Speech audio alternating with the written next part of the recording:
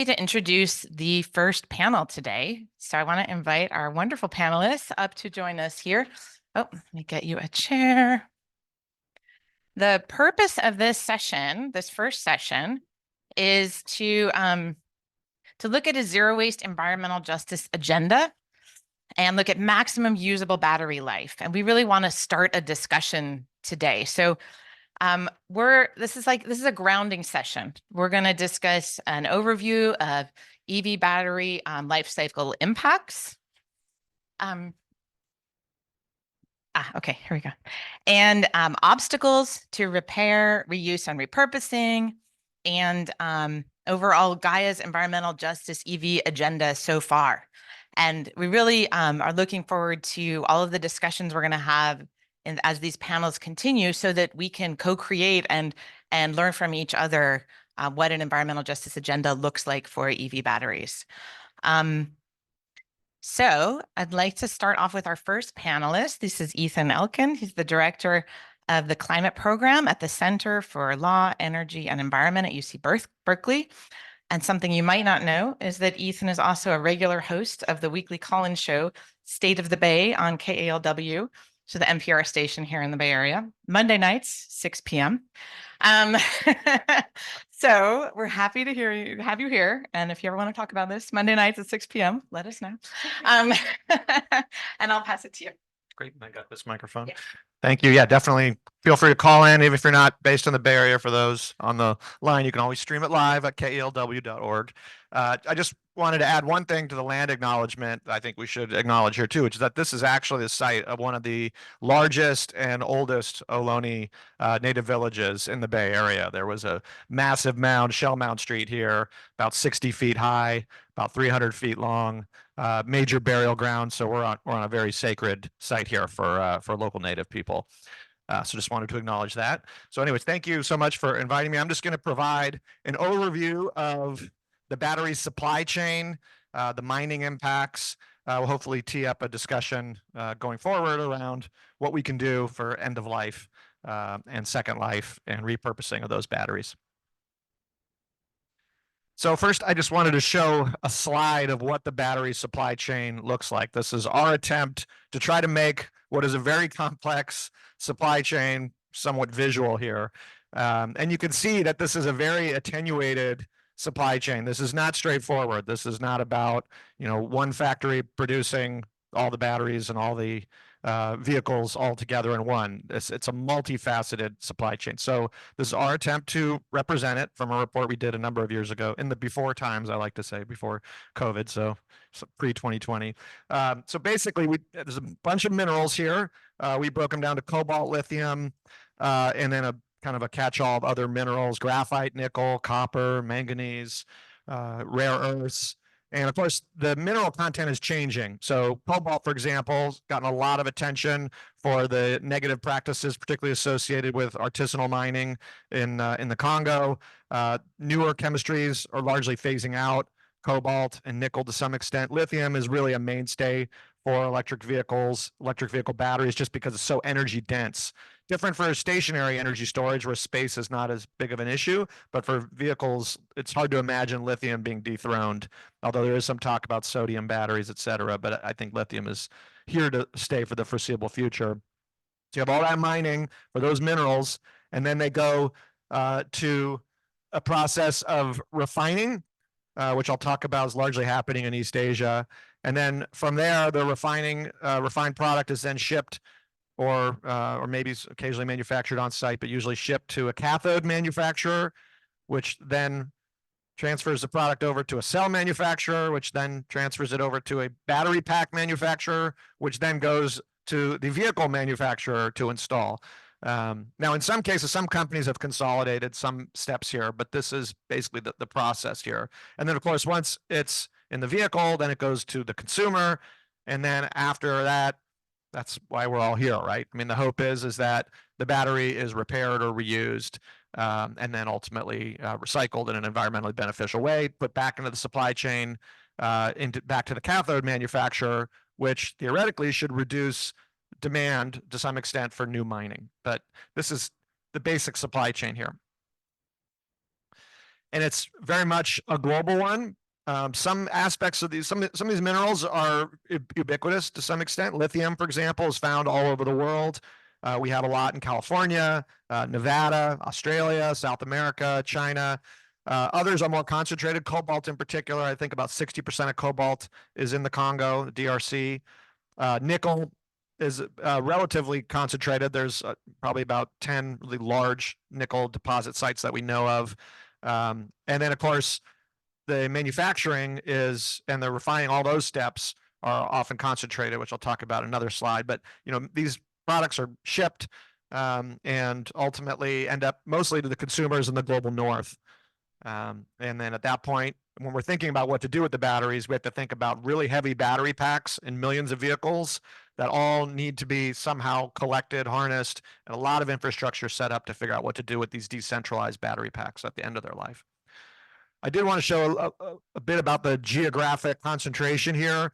I won't ask you to try to read any of this. I think the only thing you need to know, if you can identify the colors here, is, I guess it's kind of orangish on this screen, but that orangish red there is China. So this shows you just how much of the supply chain is dominated by China. And from my perspective, this is not an accident. This is a result of what I think some very strategic and smart planning on behalf of the Chinese government going back decades to foresee what was happening with this transition to electric vehicles. And they have gone around the world buying up mines. They have really cornered the market in a lot of ways on a lot of those steps of the supply chain that I talked about. And of course, this has led to a lot of pushback now that other countries are finally waking up to what's happening technology-wise, this transition to electric vehicles. So, and here in the United States, a lot of concerns around national security, what this means to have, essentially a geopolitical competitor having so much of this supply chain of what is going to be a dominant technology concentrated in one place. From an industry perspective, it raises a lot of concerns around reliability. I mean, even leaving aside the national security issues, you have concerns around how reliable is it going to be? What if something happens in China, like, I don't know, a pandemic where the Chinese decide to shut down a lot of their factories? From an investment perspective, it's very concerning to have to rely on one specific part of the world, regardless of its government, for the supply. So you're seeing things like the Inflation Reduction Act here in the United States, which has a lot of incentives for companies to locate more of that supply chain domestically or to countries where in the United States we have a free trade agreement with. And you're starting to see a lot more of this from the consumer countries around the world, really trying to make sure that the supply chain is not so concentrated. And one other thing I'll mention about this is a very dirty supply chain. To refine these minerals is extremely energy intensive. And China is very much reliant on coal-fired power for that. So in a lot of ways, a lot of the consumer countries are in a way kind of happy to outsource this environmental problem to a faraway place. And if we did locate a lot of this to other countries, there's going to be a lot of battles and concerns around those local environmental impacts, even beyond the mining, just the refining process itself. But demand is increasing dramatically. A number of major consuming countries, places like California, the EU, have very aggressive goals to transition to all zero emission vehicles, which basically means battery electrics. So this is a chart basically just showing how the projected increase of these minerals. But I do want to make one point to put this in context. So according to the International Energy Agency, to meet our low carbon economy goals of keeping global warming to under 2 degrees Celsius by 2040, we will need approximately 28 million tons of mining to achieve economy-wide, even beyond electric vehicles, thinking through the electricity grid systems, et cetera. That compares to right now, annually, we have 15 billion tons of fossil fuels that are mined and extracted.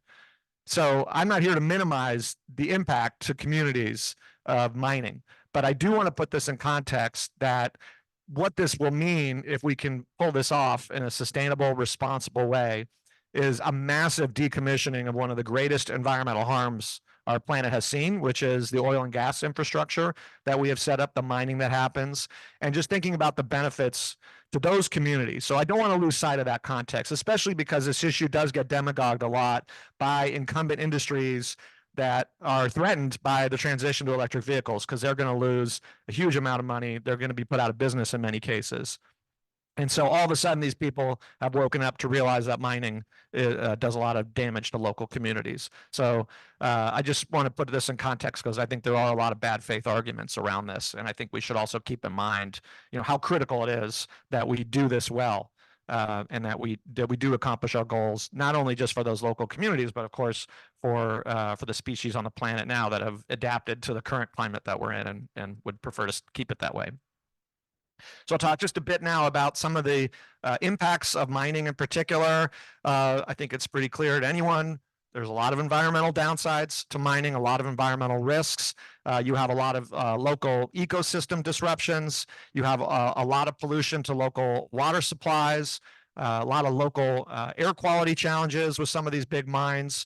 I'll also just note that there's different types of mining. I mean, obviously there's different industries and different businesses that have different corporate practices, but taking lithium, for example, there's hard rock lithium mining, which is essentially an open pit kind of mining approach. If you are familiar with the Thacker Pass project in Nevada on lands that are sacred to the tribes there, that involves an open pit essentially 2 miles long and a mile wide.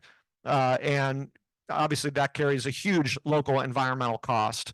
But then there are also different types of lithium mining, such as the brine, lithium brine extraction that's proposed in the Salton Sea area in Southern California, which doesn't involve open pits, but does involve, well, we don't actually know exactly how the processes are going to use to essentially strain the lithium out of the underwater resources, or the brine under the ground that they're pulling out. But fair to say it'll raise some questions around what happens to local water supply, groundwater, and local air quality as well. And then, of course, major social impacts too. A lot of corruption associated with mining companies and major mineral producing countries. And so that implicates governance. When you have major companies that are calling the shots, and you have corruption and bribing, that undermines confidence in governments and undermines the effectiveness of governments. You have social risks related to health and safety. Some of the artisanal mines in the Congo, which is a very low income country, and you essentially have people doing backyard mining in certain cases. They have really, for them, very lucrative resources, and they just, in an unregulated fashion, will go in and start digging, and then you'll see tunnel collapses, things like that. You have obviously human rights implications, indigenous sovereignty. I recall reading about just the number of mines that are proposed and the potential deposits for the electric vehicle battery transition. Just the proximity to tribal lands and existing tribal communities in the United States. It's definitely going to be a major issue in terms of impacting tribal sovereignty, indigenous sovereignty. And then, of course, benefit sharing. Are we truly seeing community benefits to those that are affected? Are we exploring different ownership models? What about community-owned mining? I mean, there's some possibilities out there to ensure that local communities are not just offered a few mitigation measures, but actually, and even obviously better than that would be a seat at the table, but potentially even an ownership path for communities.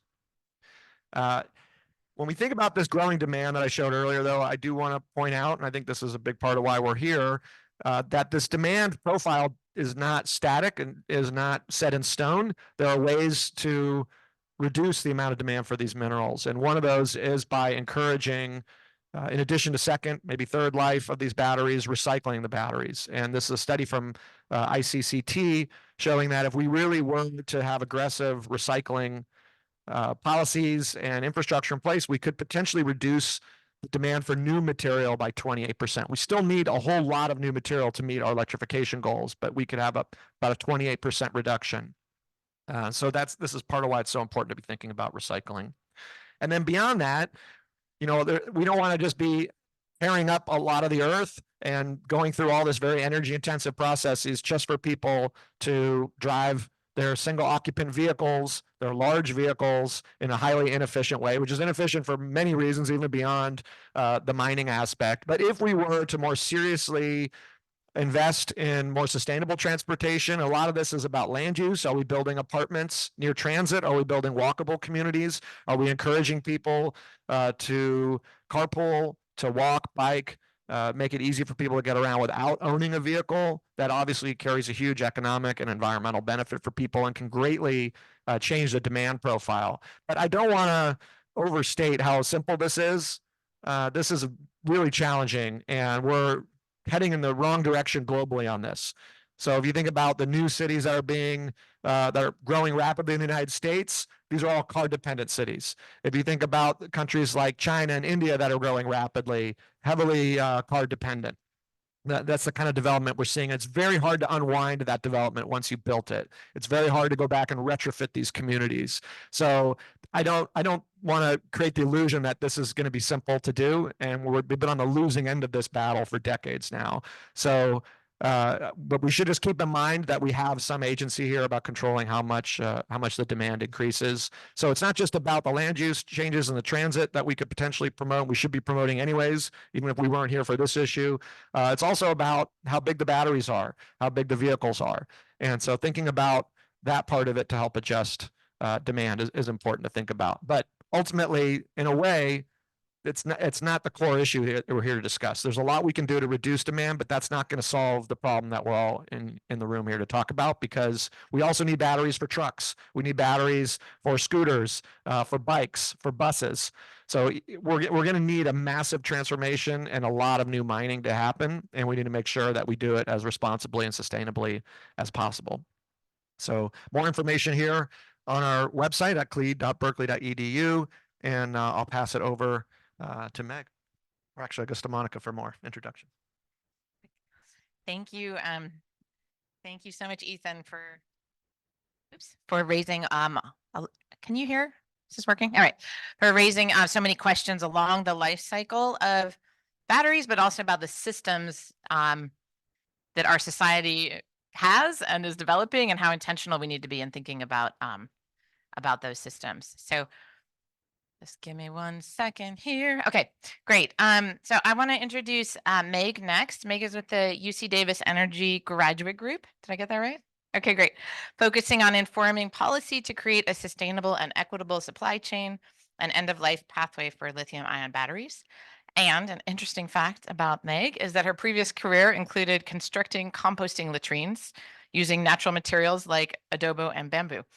So I just love that fact, because the whole issue of waste is something that we've been spending many days together on and thinking about local solutions. So I wanted to share that with folks. Thank you. Do you want me to forward your slides for you, or do you have? Maybe I can actually, could you do it and I'll stand so I can see everybody? Yes. Okay, perfect. Okay, hello everybody. My name is Meg Slattery, and I'm a PhD candidate in the Energy Systems program at UC Davis. A lot of my work has been on just trying to understand what is actually happening with EV batteries today, and then trying to guide research and policy in a way that's more responsive to the communities that are impacted, as well as different sectors that are actively involved. So the purpose of this presentation is to really establish kind of a foundation of information for people who especially are relatively new to the battery space. There's a lot of jargon and questions that I have not found it easy to find the answers to. So for some of you, a lot of this may be review, but I hope that it will provide a good foundation for everyone, and people will go more in depth in future sessions. So some fundamental terms that is really important to understand when you're working with batteries. The first, on the smaller level, is the cathode and anode.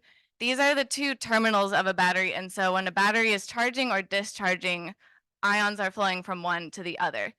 There are other components in the battery, but these get talked about the most because it's where most of the critical minerals are. So that's cobalt, nickel, graphite, lithium, manganese, etc. You'll also hear things like NMC battery, LFP battery, or NCA battery, and these are referring to the type of cathode. So those are all lithium-ion batteries, but an NMC battery has a cathode that's made out of nickel, manganese, and cobalt, when an LFP battery has a lithium iron phosphate cathode. So those are just really important to understand, and they end up being really important in the context of end-of-life management as well. So the cathode and anode are then put in a cell, And then the cells are arranged and put in a module. So that picture there on the top right is showing modules from a Nissan Leaf battery. The modules are then equipped and packaged, and there's software and other things involved and put in the battery pack, which is what goes in the vehicle.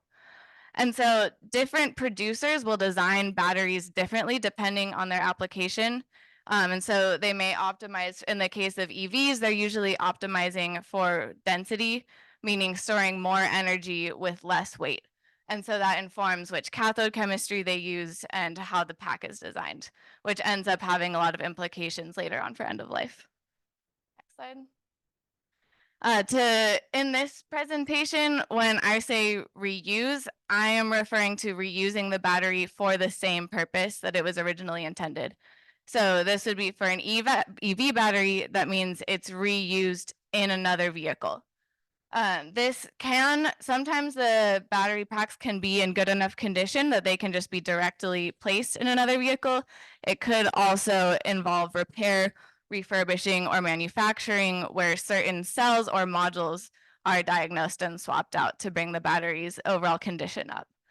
This is super important in the context, especially of affordability of EVs. The used vehicle market in general is really important, and having a way to have more confidence and more availability of reused battery packs is really essential.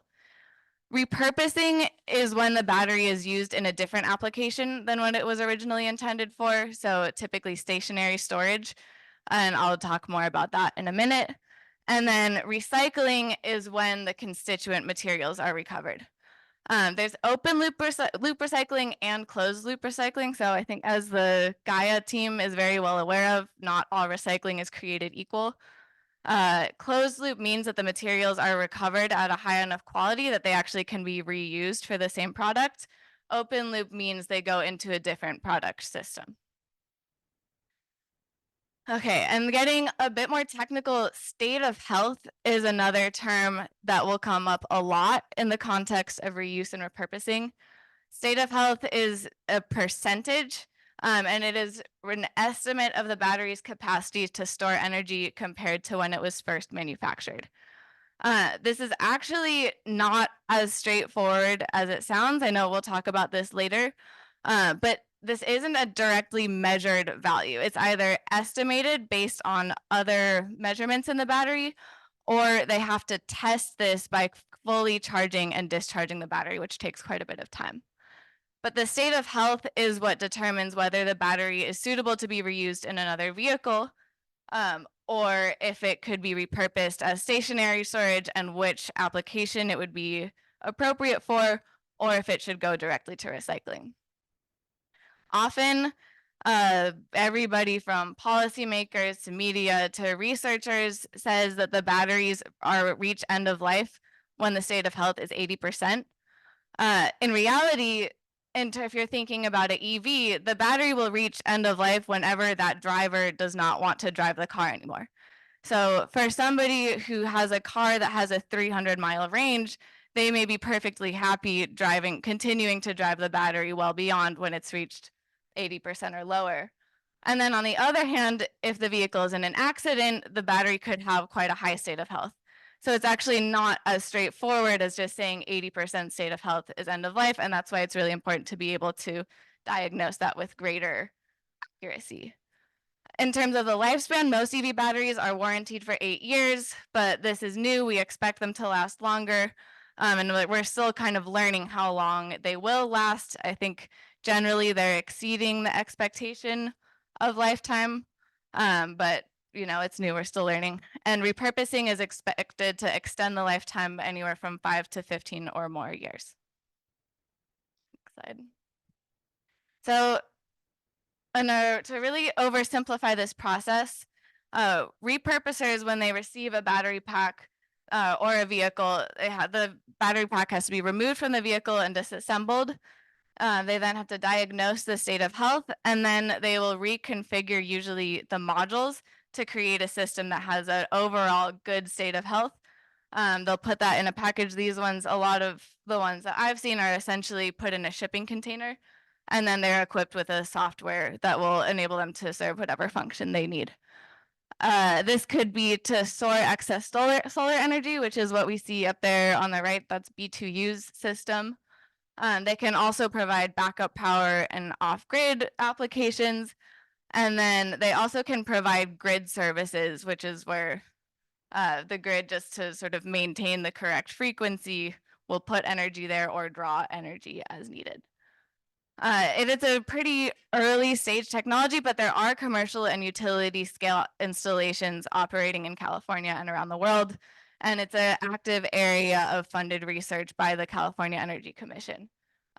And that's a lot of those projects are providing more data so we have better estimates of how long the batteries will last and how they'll perform. Next slide. And then to give a overview of what most of the recycling processes in the United States that are being announced look like today. So the battery has to be collected and transported. This is a huge piece of both of those, actually. But once they get it, they essentially shred the batteries. And then there's one stream of materials that has things like copper and aluminum and plastics. Those will get recycled ideally through existing kind of scrap recycling infrastructure. And then the critical minerals are contained in black mass, which is basically a black powder. These go through further chemical processing, that's the hydrometallurgical processing, to recover metal sulfates, and then the metal sulfates are what can be reused in batteries. So what really drives whether a battery is recycled and which material is recovered is largely an economic decision. So it's basically whether the value of that material is worth the cost of processing and transporting it. And so that's where the cathode chemistry becomes really important, because the higher cobalt and higher nickel batteries have more valuable materials in them. And so it's more economical for recyclers. Without any other, in a purely market-driven system, those are the ones they'll recover, and other materials may or may not be recovered. The purpose of this is just planned and operating battery recycling facilities. As of a couple of years ago, there are even more now. This is just to show that there are a lot. Okay, can you? Okay, the people usually think that the battery will return to a dealership at end of life. In reality, it's kind of the wild, wild west at the moment. They could end up at a scrap recycling yard. If you Google search on eBay, you can find used batteries there. And then a lot of vehicles are exported out of the US, which has really important implications. Next slide. This paper goes through that in greater depth. The things to highlight here are these are all independent afterlife market operators. These are all affiliated with the manufacturer. So once the battery is out of warranty, it will be handled by these guys. And they are often smaller operations that will require more information and support to know how to manage EV batteries. It also means the batteries will be more difficult to track. Next slide, and then one more. And then once again, a lot of batteries are exported. Next slide. Okay, so now that I'm out of time, this was the purpose of my presentation. Some of the barriers, one is the burden of collection, storage, and transportation, particularly given that the batteries are hazardous. They have really strict regulations around how they're stored and shipped. The cost and complexity, so there's the difficulty of diagnosing state of health that we'll talk about more. And then the first life battery design makes it difficult because to make the batteries lighter, producers will use fewer modules and they'll put cells directly into the packs to avoid the additional material use. That makes it harder to take apart. Also, every vehicle has a different type of battery, and so repurposers and repairers need to learn a different process with each type that they're processing. And then finally, you really need information about the battery pack in order to repair it, and that's difficult to access once it's been removed from the vehicle. That's next slide. Okay. Actually, Ethan said a lot of this already about how we really need all of the above approach. And so there is, actually, if anybody wants to talk about the trade-offs between repurposing and recycling, feel free to ask a question about it after. Thank you.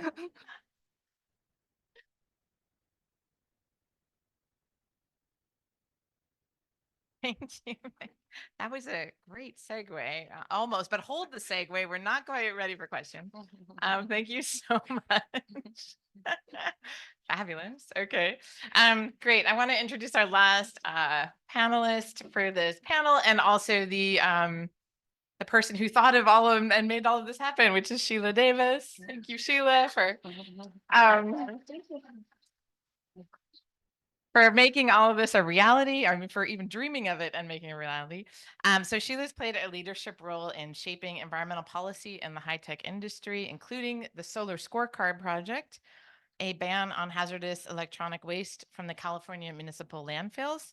And take note of this, Sheila's work led to the first electronic recycling legislation in the United States.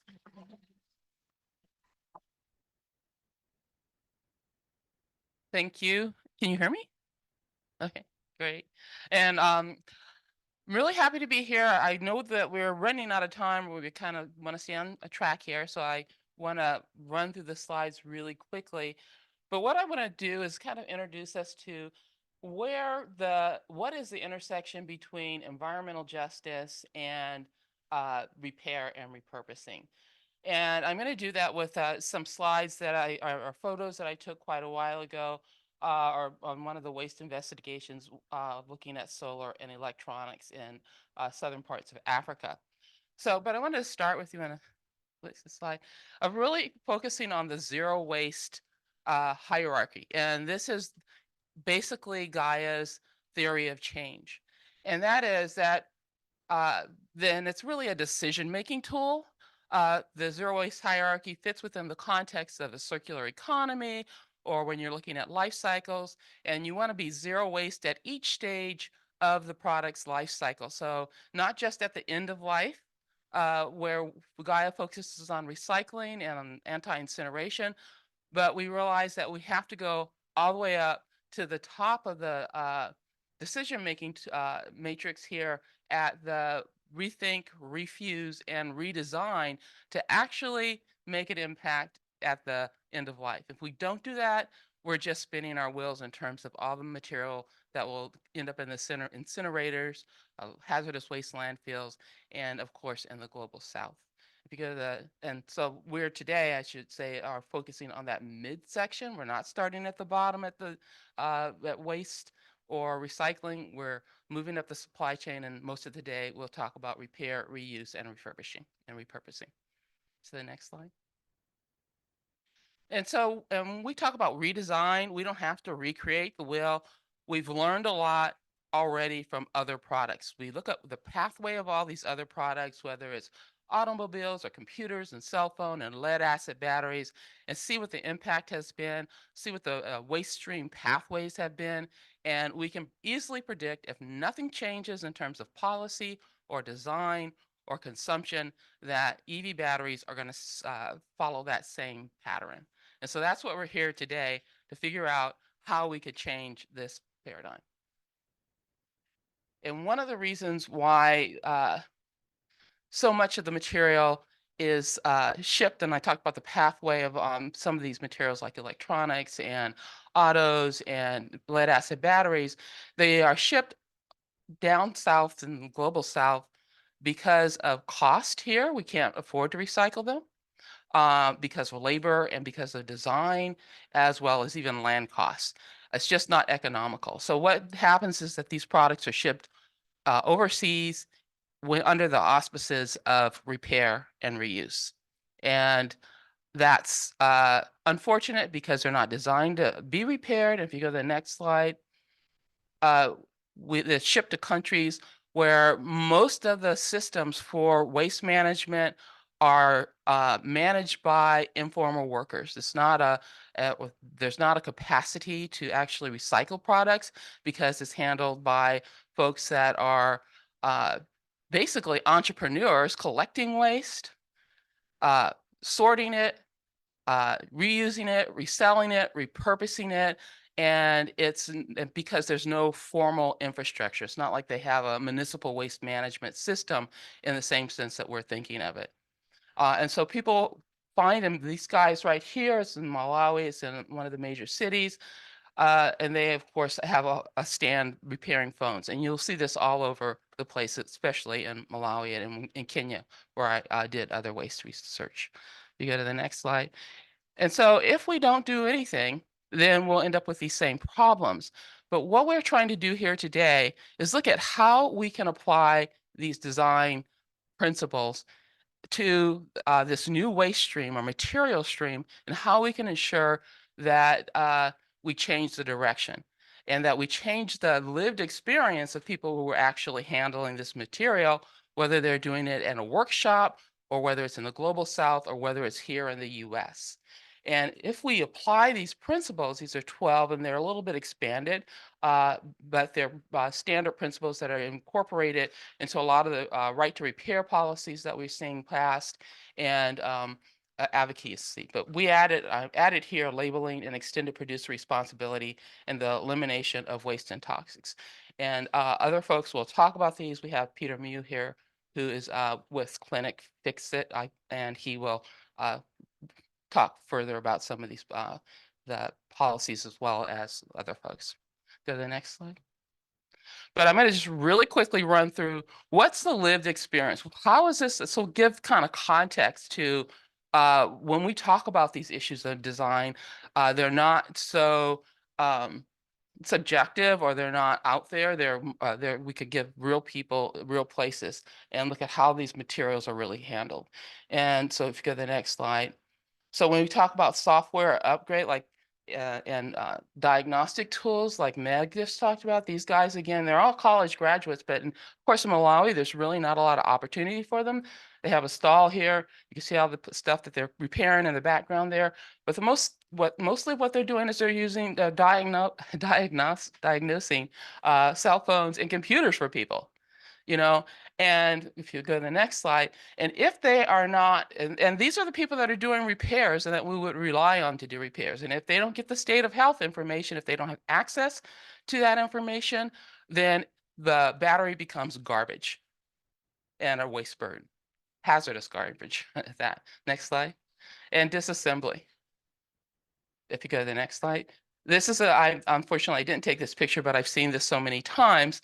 But this guy is taking a hammer and a chisel to a not a monitor, but a board, a motherboard, to try to separate it from the casing. And that's the only way you could do it, because you can't disassemble it. There's not tools there. It's designed so poorly. You can't you can't just easily open it with fasteners or screws, et cetera, et cetera. You have to smash it. So anything that has to be destroyed in order to be repaired, obviously, is junk, right? So just another example of kind of the experience. He's injuring himself, he's injuring the environment, and of course, he's not going to recover much of the material there. The next. And so what we're doing, and some of the students, Omar, who has been studying disassembly, is actually deconstructed or developed the sequence of steps that we'll go over, or he'll go over, looking at how disassembly steps actually impact human health and the environment, so we can start to explore those issues. You go to the next. And spare parts and availability. You can go to the next slide, and these guys right here, the father, the son. Father owns a spare parts shop, which is this is in Malawi, kind of like a little hardware shop, and he has to collect spare parts in order to fix things, right? Because they're off the supply chain. None of the companies actually manufacture there. We saw it's all manufactured in China. It's sent there, and anything that they want to repair, they just can't get spare parts, so they have to salvage it. The son actually created a radio station that he mans using spare parts to build the radio station. Next. And the next slide. And looking at components, again, every cell phone, there's cell phone repair operators or repairers everywhere, and they all have this big bucket of spare parts and components that they use, that they extract from. And if you don't have, if you can't swap out the components between different brands or different types, then it becomes junk. Next slide. And again, of course, there's issue with non-proprietary tools. This guy was repairing everything from boom boxes to irons and cell phones, and he had pretty basic tools. And so we need to make sure that there's not separate tool for every screw and that you need, and that the tools are pretty universally used. The next. And looking at repurposing, this gentleman also owns a repair shop. He repairs mostly watches, but he also had a battery charging station for cell phones. And he's using 3 lead acid batteries here as a charging station. So people will come by, charge their phones. In Malawi, 11% of the people have grid connected electricity. And so, but 57% of the people have cell phones. So you have to charge your cell phone someplace. And so that's repurposing for batteries should be seamless. He should be able to use any kind of battery, EV battery or whatever, to repurpose it and to use it for charging or storage. And we'll learn more about that with one of the students, Daniela, has been researching repurposing. And then, of course, looking at, then that's just an example of repurposed battery that they're selling online. And the next one is looking at how the toxics actually impact people. And of course, lead acid batteries are one of the most recycled products on the planet, and they're also one of the most polluting products on the planet. And so if you can go to the next slide, this is a battery owner. He refurbishes batteries, and you can see the simple tools that he uses there, saws and hammers to get the batteries opened. Go to the next slide. But again, 50% of that lead is lost in the recycling process. You can see it here that he's cracked it open. He's pulling out the lead to recover it, and the electrolytes or the sulfuric acid he'll toss down the latrine.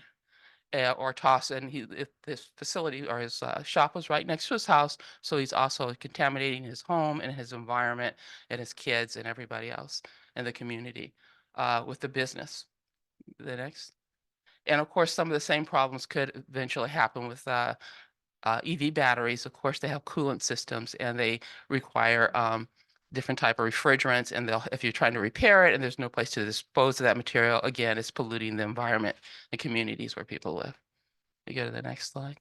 And of course, we really want to have extended producer responsibility, because for all of the materials, when you're trying to repair a battery or any product, there's always excess parts that you can't utilize. You're going to have to throw them away, whether it's the plastics or some of the component parts. And so where do they go? We need to make sure that manufacturers take responsibility for taking back all of the materials, the batteries and all of the constituent materials. When I talk to the repair guys or repair people, they would say, oh, and I'd ask, where's all these materials that you're not using going? They'll say, and they're, of course, Malawi was colonized by the British, and they'd say very politely, we put it in the dustbin. And I kept asking, where's the dustbin? And I went back in the backyard or the back of their shops, and it was just a hole where they would put the material and they burn it every night. And the next one.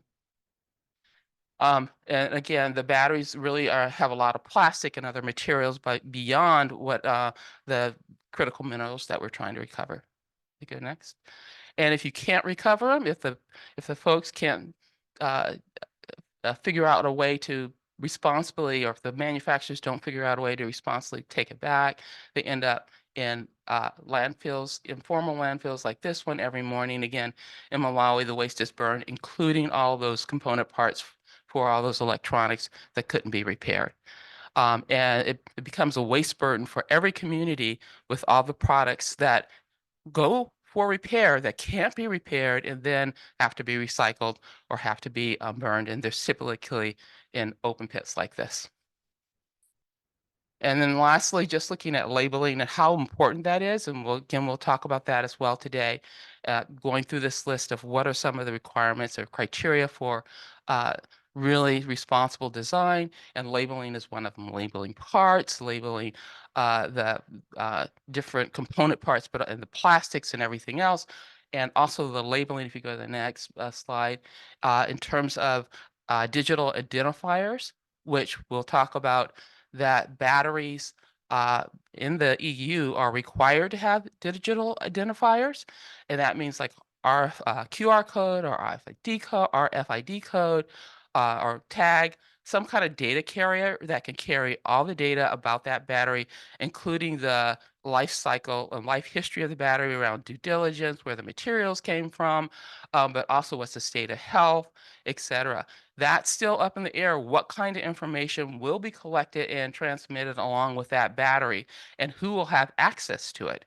And so those are issues that we all need to address again in terms of the type of policies we develop for reuse and repair, and the type of design standards. Okay, next.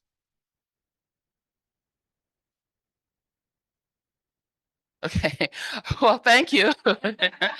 And I think that's the last slide. Yes, that was the last. Okay. And I'm hoping that the goal and running through, just trying to put people to some of the actual lived experience of how do you handle these materials all over the world. It's not just these $2 billion recycling facilities that are being built here in the US that might not even be economically sustainable in the long run. So we want to put people to the policies that we are developing, and we also want to learn about the technology so that we can develop responsible policies. So, thanks.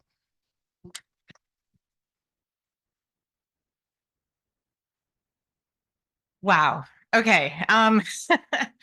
That was a lot. Thank you, Sheila, for that really in-depth review. And I think when we put all this together, what we've just got was a really, deep look at many different parts all along the life cycle, and the risks of not taking action now, right? It's what it looks like to me. So we're running a bit behind, and we've got some presentations that are going to be given online on Zoom. So as we're checking if our next panelists are on, I want to still take the space for 1 or 2 questions. We have to remember to use the microphones. I will come to you. And meanwhile, Erica, if you could let us know if there's any questions in the Zoom, or I'm not sure who's the. Okay, just be watching for questions. All right, we'll take 1 or 2. Okay, I see 1, 2. And I'm sorry, we'll probably not get to every question today or in this session, but we'll have a lot of time for discussion in the next session. Mine's quick. It's just whether or not the slides will be available to us after. I'm going to say yes. Yeah, okay. Were you the next? Yeah, this might be a question for Meg, but I'm just wondering to what extent the research and knowledge base exists yet to know which battery chemistries or other design choices in putting together those cathodes and battery packs are most able to be recycled with high efficiency and less waste. How far are we in that research? I think we are far along enough to identify the trade-offs that make it challenging to give a straightforward answer to the question. I think so. Going back to what I said earlier, the higher value materials generally are more likely to be recycled. So the nickel and cobalt, that creates a trade-off because those are some of the more energy intensive and damaging and costly to mine. But yeah, and I don't know if this is with the research. This is more like what I hear from people who I interview about this. But the battery design is trending towards what they call structural packs, where the battery cells are built directly into the architecture of the vehicle, or they just don't use as many modules.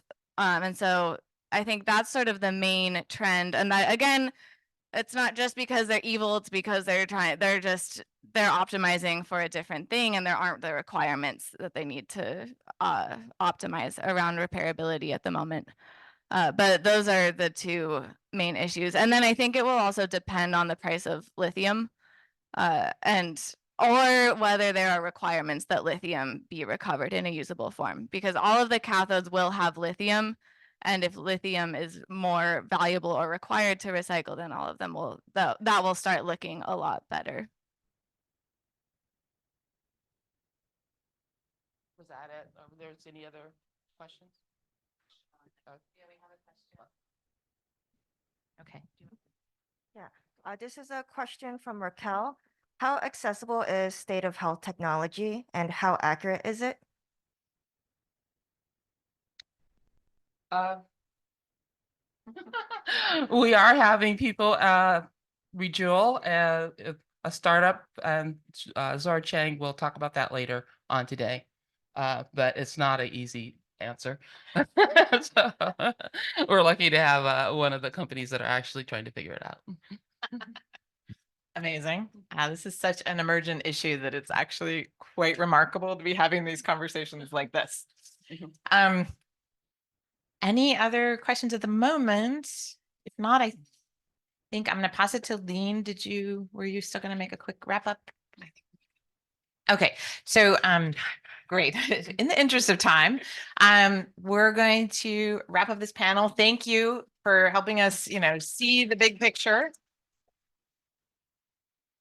And for setting the stage for these next conversations where we're going to be able to dive much more deeper. We're going to take a quick pause. If you're online, please feel free to take a break. We hope you come back in just a few minutes because our next panelists, we're going to set up for them to present remotely from around the world.